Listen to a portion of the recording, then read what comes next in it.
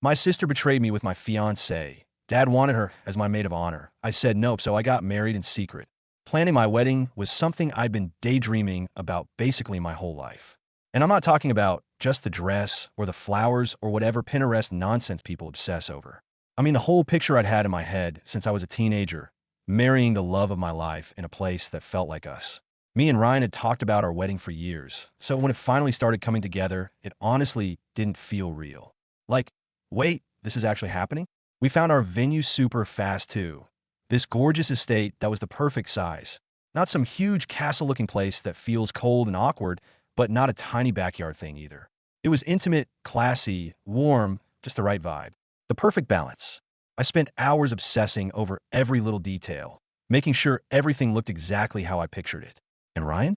He didn't care about any of that stuff, but in the best way. He was happy as long as I was happy. He didn't pressure me, didn't argue, didn't try to control anything.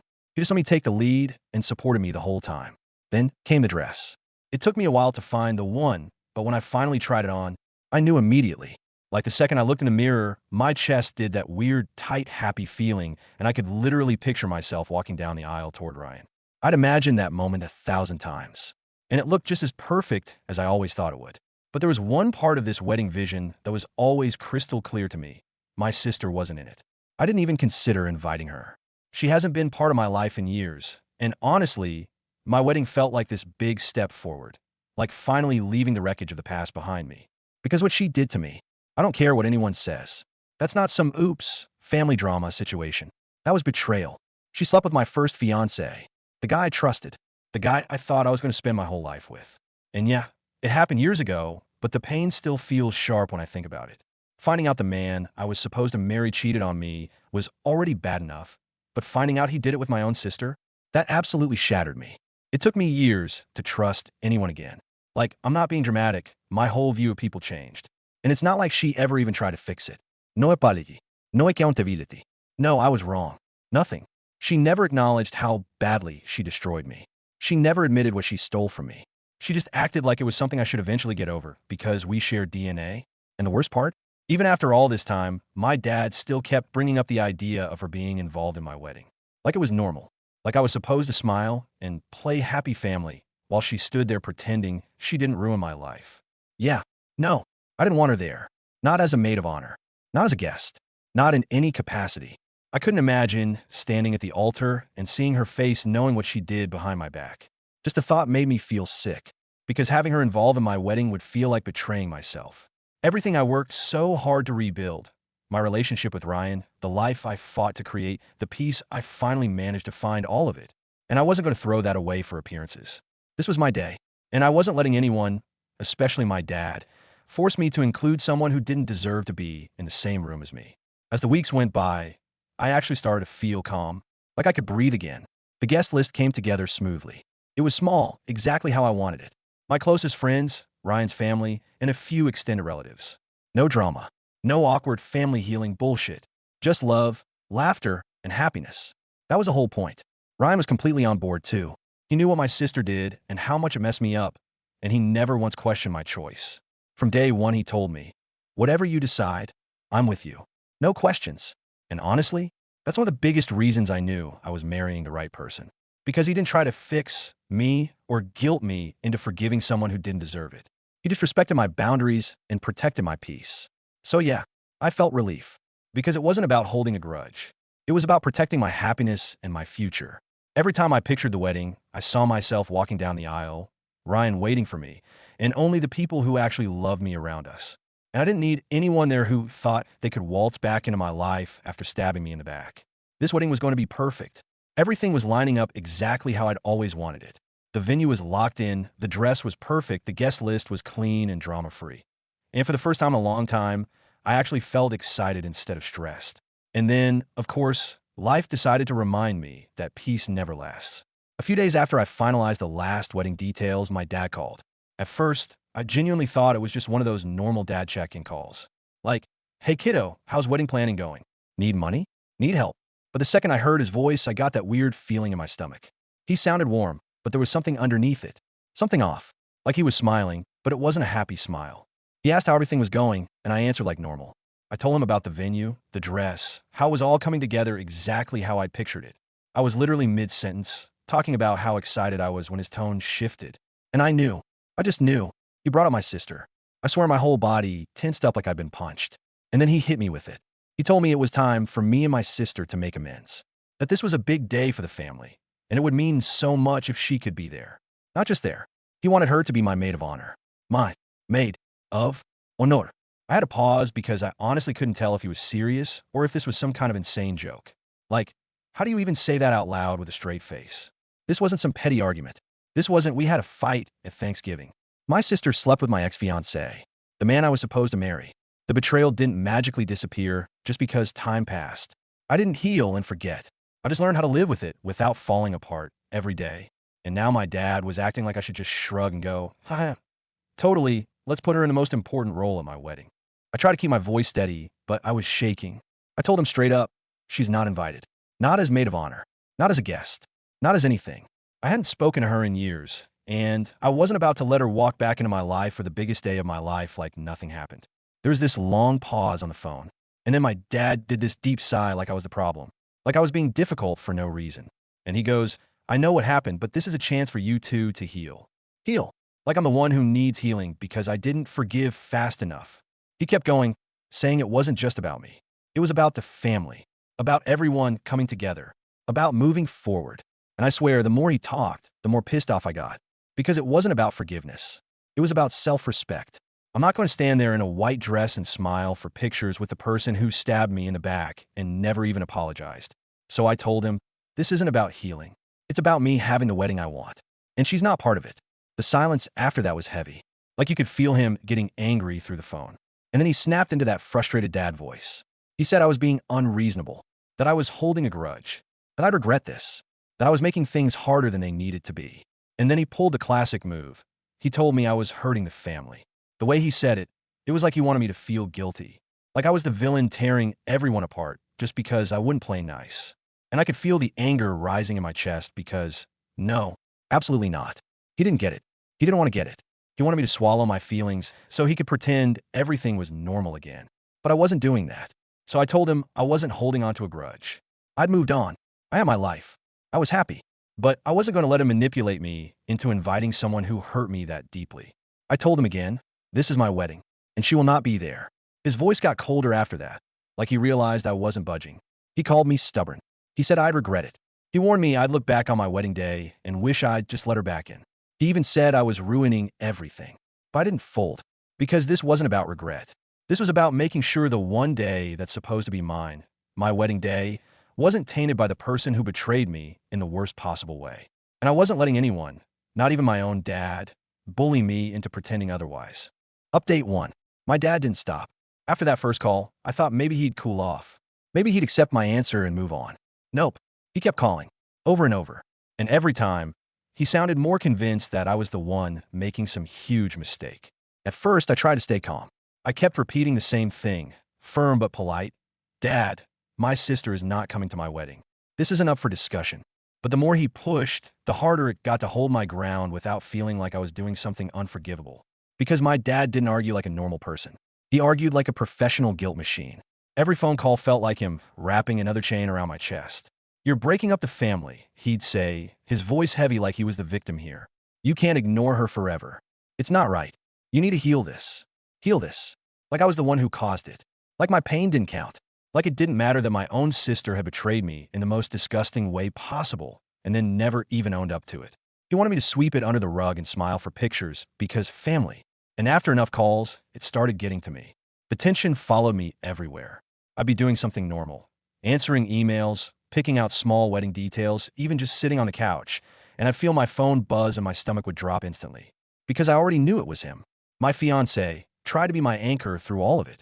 He stayed calm, stayed steady, and kept reminding me, you don't owe anyone an explanation. This is your choice. And I wanted to believe that. I really did. But guilt has a way of digging into your brain when it comes from someone you love. I started asking myself questions I swore I'd never ask again. Am I being too harsh? Is it really that bad to let her come for one day? What if my dad is right and I regret it? But then I'd remember what she did, and the anger would hit me all over again like it was brand new. Because it wasn't just about the wedding. It was about what she took from me. The trust, the safety, the feeling of having a sister who would protect me instead of destroying me. One night, after yet another call from my dad, I finally broke. My fiancé found me on the couch, staring at nothing, tears running down my face. I didn't even realize I was crying until he sat next to me and pulled me into his arms. He held me like he could physically keep me from falling apart. And I whispered something I didn't even want to admit out loud.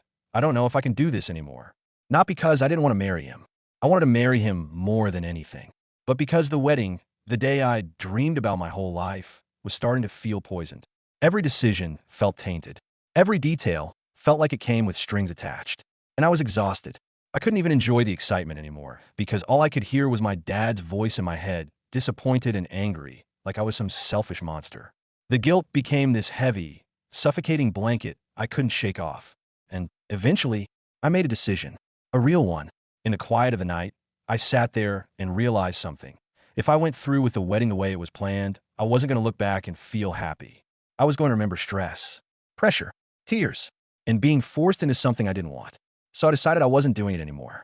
I wasn't going through with the wedding as planned. Not because I didn't love my fiancé, but because my mental health couldn't take it. I was done sacrificing my peace just to make other people comfortable. Canceling it wasn't easy. It hurt.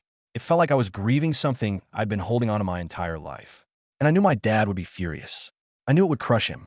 But I also knew that if I didn't do this, I would spend the rest of my life remembering my wedding day as the moment my family broke me down. So, I started quietly planning something different. Something smaller. Something private. Something that actually felt like mine. No big guest list. No family unity speeches. No pressure to pretend I was fine. Just a simple ceremony with the people who had supported me through everything. The people who respected my boundaries instead of treating them like a problem. And my fiancé, standing beside me, choosing me every single time. I didn't tell anyone at first. Not my dad. Not my extended family. Nobody. I kept it to myself for a little while, because for the first time in weeks, I could breathe. It felt like peace. Like the weight was finally off my shoulders. And as the new date got closer, I felt calmer and calmer. No one was questioning me. No one was trying to guilt trip me. No one was demanding I forgive and forget to keep everyone else happy. This was my day. And for once, it was going to be exactly what I wanted. I didn't know how my family would react when they found out. But I made my choice. I'd made it for myself. And honestly, that had to be enough. Update 2. Wedding morning showed up, and for the first time in weeks, I didn't wake up with a knot in my stomach. I woke up calm, like weirdly calm. My suite was quiet, peaceful, and for once I didn't feel like I was about to get dragged into some family bullshit. No pressure. No, what will everyone think? Energy hanging over my head. Just silence. And in the next room, I could hear my fiancé moving around, messing with plates and bags and the little noises people make when they're trying to be sweet without waking you up. We'd agreed to keep the morning simple. Just us. No chows. No bridal party schedule. No drama. He was making breakfast like it was a normal day, and honestly, that was exactly what I needed. The days leading up to this had been insane, but not in the way I originally planned. Instead of coordinating some big, fancy wedding, I spent those days quietly building a whole new plan from scratch. A small team, an officiant, a photographer, a couple trusted friends who could actually keep their mouths shut. They were my people. The ones who didn't question me or lecture me. The ones who didn't try to fix the family like it was my responsibility. They just said, okay, what do you need? Canceling the original wedding wasn't easy. I'm not going to pretend it was. It felt like ripping off a bandage, except the bandage was basically my entire childhood dream. But every day that passed, it became more obvious I'd made the right call. Because dealing with my dad's manipulation and guilt trips was suffocating. I swear, he didn't even care about my happiness. He cared about his little picture-perfect fantasy where everyone smiles and pretends nothing happened. And the thought of walking down the aisle with my sister, sitting there like she didn't fuck my first fiancé? Yeah, no. Just thinking about it made me want to throw up. So there I was, standing in front of the mirror in my dress, and instead of feeling anxious or shaky, I felt this quiet satisfaction. Like, finally, this dress was the one I'd always imagined wearing. Classic, simple, perfect, but it felt different now. Lighter, like it actually belonged to me again. No racing thoughts, no second guessing, no guilt creeping in. I wasn't doing this for anyone's approval.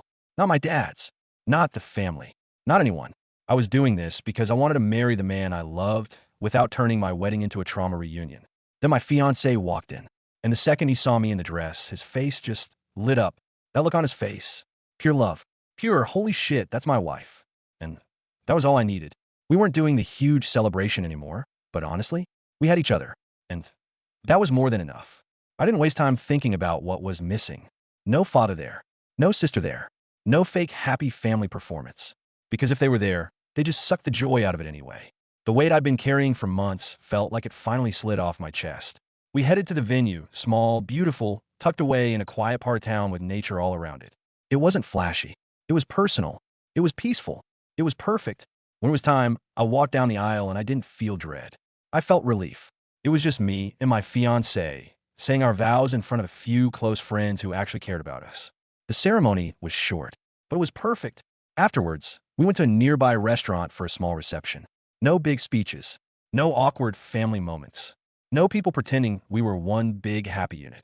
Just food, laughter, and people who were genuinely happy for us. And sitting there at that table, I started thinking about how things had been before all this. The pressure from my dad, the betrayal from my sister, the emotional exhaustion of trying to keep everyone else comfortable. It felt like a completely different life. Because now, I didn't have to play a role in some family drama. I didn't have to smile through bullshit.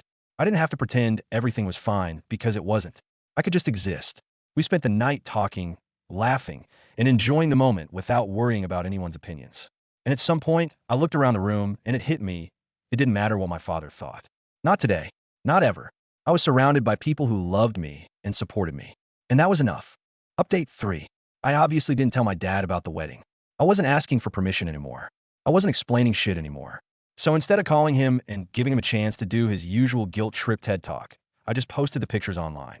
Simple. No warning. No, hey dad, heads up. No pretending like I owed him anything. If he wanted to know what I was doing, he could find out the same way everyone else did.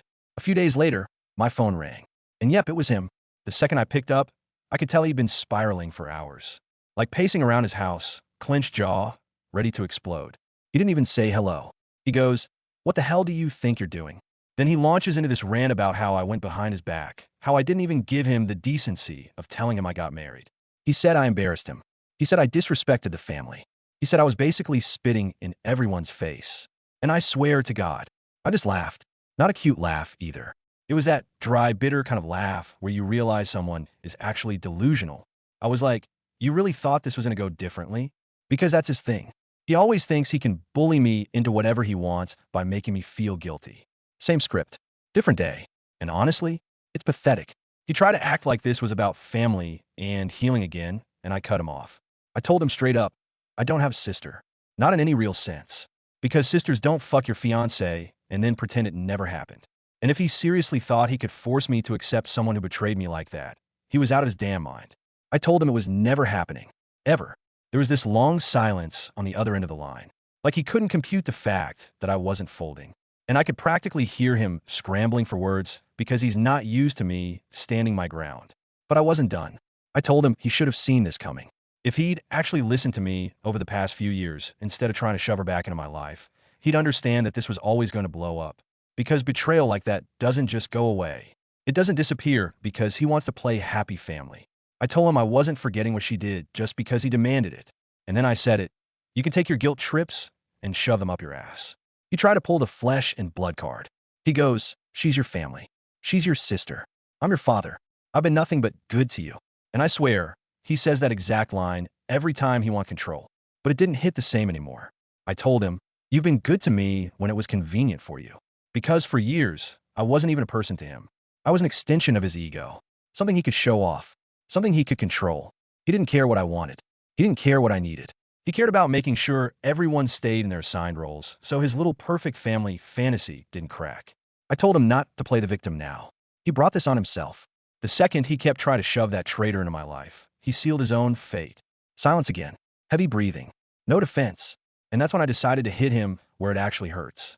I said, go ahead. Live your little dream. Play happy family with her. I told him he could keep pretending I was the problem, like I'm the crazy one for not wanting to be around the girl who stabbed me in the back. I said he could plan her wedding next. And maybe she'd marry someone else's husband again. Yeah, that part was a low blow. But it was also true. And he knew it. I could feel it land through the phone. He tried to respond, but I didn't let him. I snapped and said, how dare you try to dictate my life? How dare he use being my father like it gave him the right to manipulate me? How dare he act like all the shit he put me through didn't matter? Like he didn't treat me like some dumb kid who couldn't make her own decisions. I reminded him, I'm not his little girl anymore, and I'm done letting him control me.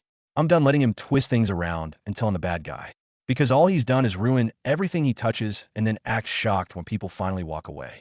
I took a breath and told him slow and clear. He made me cry more times than I can even count. So yeah, he doesn't get to act surprised that I'm not giving in anymore. I told him tough luck. You made your bed. Now you can lie in it. He's going to deal with the consequences.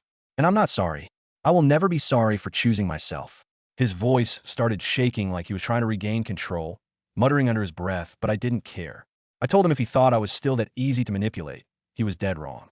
He could keep his perfect family fantasy. He could keep her, and I'd keep my peace. I didn't need his approval. I didn't need his guilt. The last thing I said was simple. Go play family with someone else. I'm done. Then I hung up, and the silence after that was loud as hell. But for the first time in years, it felt like I could breathe. Like I finally cut the last thread tying me to him. No regrets. My heart was racing, but I felt steady. Because I knew one thing for sure. I'm never letting anyone, not even my own father, dictate my life again. This wedding was for me, and I made the right choice. Update 4. So yeah, the post blew up. Like, way faster than I ever expected. I didn't upload the wedding pics to go viral or make a statement, or whatever people assume. I posted them because it was my life, and I was done hiding it like I'd done something wrong. But somehow it took off. And I'm not gonna lie, I braced myself for the worst. I expected people to drag me. I expected the you only get one dad crowd. I expected strangers telling me I was petty, immature, heartless, all that. Instead, it was the complete opposite. The comments were basically a flood of people going, good for you. One person wrote something like, real family is the people who actually care about you, not the ones who expect you to be a doormat. And that one hit hard. Another commenter said I showed insane strength for not letting my dad keep running my life with manipulation and guilt. Someone else straight up said, you deserve happiness without toxic family pressure hanging over you. And honestly, reading that felt like taking my first full breath in years. I didn't realize how much I'd been second-guessing myself until thousands of strangers basically confirmed I wasn't crazy. Like, no, I wasn't dramatic. No, I wasn't holding a grudge. I was just a person with boundaries who got betrayed and refused to be bullied into pretending it never happened. But then, there were also comments about my sister. And people did not hold back.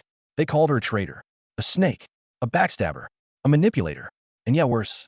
It was brutal. And I know that sounds messed up, but I'd be lying if I said it didn't feel good seeing other people instantly understand how disgusting what she did was. One person said something like, she was never really your sister if she could do that to you. Another said, if she had actually owned it and apologized, maybe forgiveness would have been possible, but she didn't. And that's the part that stung. Not because they were being mean, but because they were right. My sister didn't just screw up. She took something from me that I can't get back. My trust, my safety, my ability to love without paranoia. And she never apologized. Not once. Not even a half-ass. I'm sorry you feel that way. Just silence and then entitlement. And my dad made it even worse by acting like it was my job to fix it so he could have his little picture-perfect family again. The wildest part? Complete strangers showed more empathy for me than my own family ever did. And that's when it fully clicked for me. I wasn't the problem. I was just the one who finally stopped taking everyone's bullshit. Thank you for watching this video. Please subscribe to my channel.